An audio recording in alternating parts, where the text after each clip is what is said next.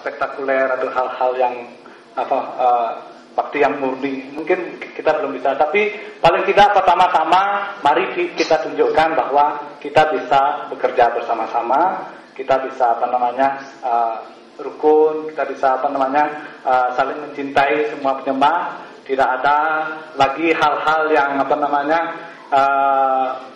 seperti sejarah-sejarah di masa yang lalu, ya. Ada problem guru ini, guru itu, terus ada problem aturan ini, aturan itu, misalnya. Ya, itu betul-betul harus kita hilangkan. Dan itulah tujuannya pada hari ini saya bersama Prabu Agastya dan penyembah yang lain mengusulkan supaya kita berkumpul. Jadi kalau pengurus-pengurus atau senior-senior, mereka semua sepakat, ya, mereka semua mengerti bahwa kita harus bersama-sama. Hanya dengan persatuan, hanya dengan bekerja bersama-sama, hanya dengan menggabungkan semua potensi kita bisa melakukan hal-hal yang besar. Karena itu hal ini harus ditularkan kepada semua penyembah. Jadi tidak hanya kalau pengurus ataupun para senior kita semua sudah bersama-sama, tapi di bawah-bawah kalau kita mau jujur, ya, ada aja hal-hal yang masih kurang seperti yang kita harapkan, yaitu kerjasama yang baik itu. Jadi karena itu kita undang bukan hanya pengurus-pengurus saja, kita undang semua penyembah untuk bisa berkumpul supaya ramai sekali-sekali. Jadi pada hari ini kesempatan untuk asram di Boho ini menjadi tuan rumah, sehingga para penyembah tapi saya masih kurang puas, ya. Yang luar biasa, yang tanpa sebab, sehingga kita bisa seperti sekarang ini. Dan DPP sudah membentuk panitia dengan berbagai program. Satu, kita akan memberikan tindakan jelas di Jakarta. Yang kedua, itu ada seminar. Dan yang ketiga, ada pencetakan buku. Tapi kami dari DPP juga punya ide supaya ada suatu hal yang betul-betul monumental untuk peringatan 10/4 yang menjadi sejarah di masa depan, gitu kan. Jadi bagaimana kalau dalam waktu 10 tahun ke depan ini kita rancang memorial 10/4,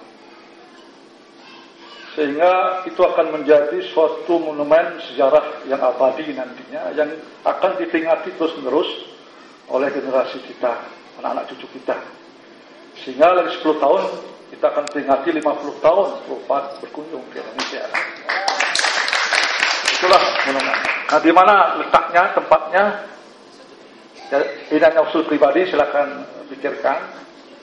Itu sebaiknya di tempat ini, karena ada lahan yang cukup. Untuk itu kita akan bangun memorial 10/4. Kemudian juga sempat juga di Bali sampai tahun 84. Kemudian saya balik ke ke Jakarta, ke Tomang, kemudian ke Cililitan. Kemudian juga merintis tempel di Puncak. Jadi di sisi Radha Govinda.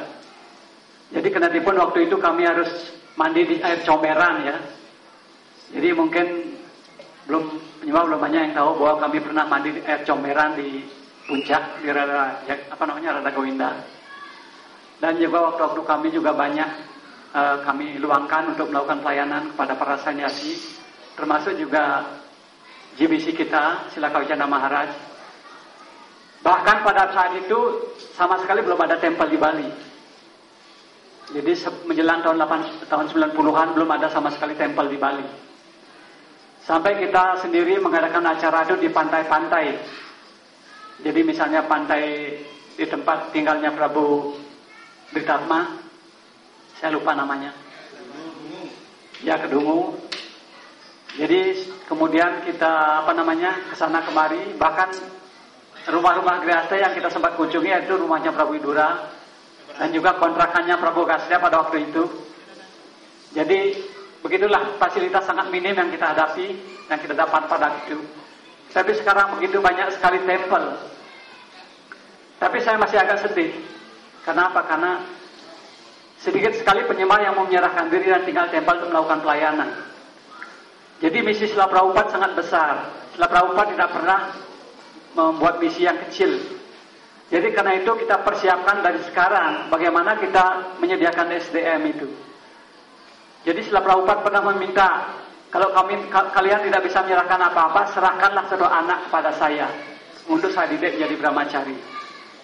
Nah sekarang bagaimana penyembah-penyembah yang ada di Bali, terutama leader-leader yang ada di Bali, pernahkah terpikir seperti itu, menyerahkan satu putranya